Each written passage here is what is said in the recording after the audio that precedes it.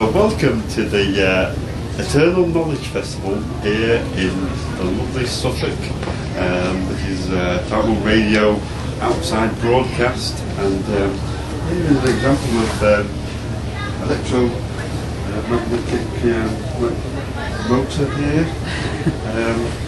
I'm sure at some point we'll have a demonstration of it. And excellent. And we're having a great time here, aren't we, Nick? Yeah. It's the most amazing festival. Let's have a little look outside here. Show everyone the yurt. That's the big yurt where all the talks are going on. Fantastic. And we've just listened to a talk about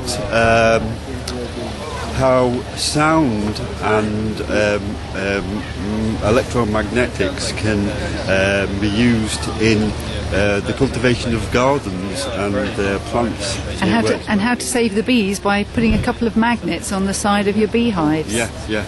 Amazing. I've forgotten that guy's name, but he's going to do a workshop, so we're going to try and get him on the show. Yeah. Spiral design on the floor. So he's actually done some extraordinary things. It's really nice. And the copper doesn't break the ionisation of the soil. Exactly, 10 points that lady with Thank you. Thank you. Because iron is ferromagnetic, yeah? So any piece of iron, it lines up, it wants to be a magnet. Yeah? Can you not get diamagnetic as well as paramagnetic? No, well, it's ferromagnetic iron. Copper's diamagnetic. You see here inside? Yeah. It's a flat coil like this. So, so basically iron will disappear. So you're keeping the electromagnetic quality of the oil, the natural which links in with what this gentleman was saying a few minutes ago about the the electric qualities of the earth being important to the well-being of the plants. You all link in. You two need to talk. Yeah, very much. Yeah. Have you not met Jan? Well, we've emailed and oh right, okay. So you do know his work. Just because of Lucy and this. She said we were sharing a tent. So. She's brought you all together, Lucy. Good old Lucy. If you have a teeth problem, you can find the teeth here, but I would show you, like for me. I'm a little tired on my throat, you would hear that.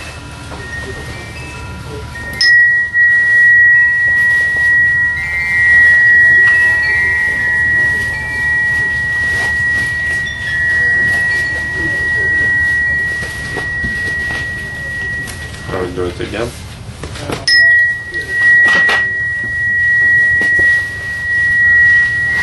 You see here, it increased. Here it increased now because maybe I see. It's not. You can have blind people sometimes. You increase too because they see and like in the future they see good the reality of the world. It's also spiritual, but it can also be. That you have a clear sight of the things,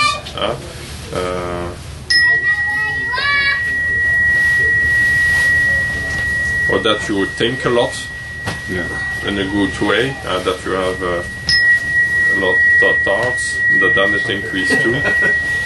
Then here you can also look here because you have different energetic levels, and sometimes you have a hole here. That's like you are disconnected. You see.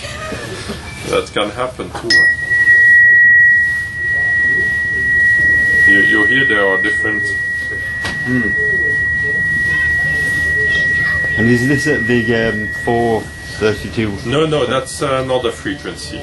That's a frequency special find to have a good diagnostic property, to have a good to be able. Beautiful because.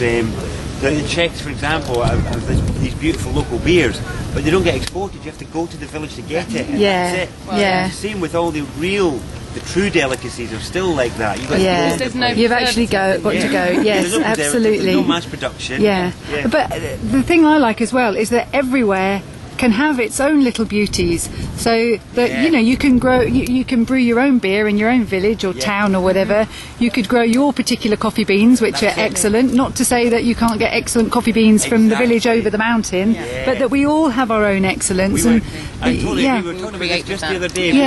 Yeah. We were at Plohatch Farm, the biodynamic farm that you. Yes, that's right. Excellent. Yeah. And we were walking around what they'd done there, and we were talking about all the people we know who are aspiring for community and where they've gone to look at land, but the really rigid eye they're applying to it, where it's like, well, I wanted to have, you know, a river runs through it, and I want to have a nice pretty selection of trees, and and people are setting their demands on what they're calling beauty and what they're calling that uniqueness, whereas actually, you know, places like Plohatch, it's like, it's just a farmstead that they're doing great things on. Yeah. You know, and they made it beautiful. Yeah. That in itself is but the it's beauty the natural, of it. It's the use of it. Beauty. Yes, you know, allowing absolutely. nature to show you the beauty rather than trying to kind of manipulate and make it your own.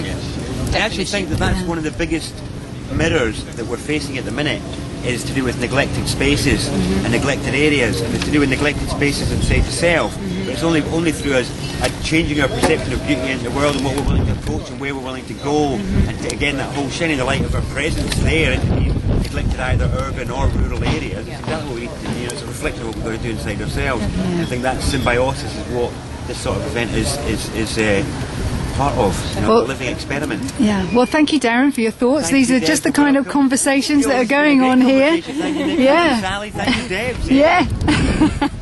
Thank you, Fire. Yeah.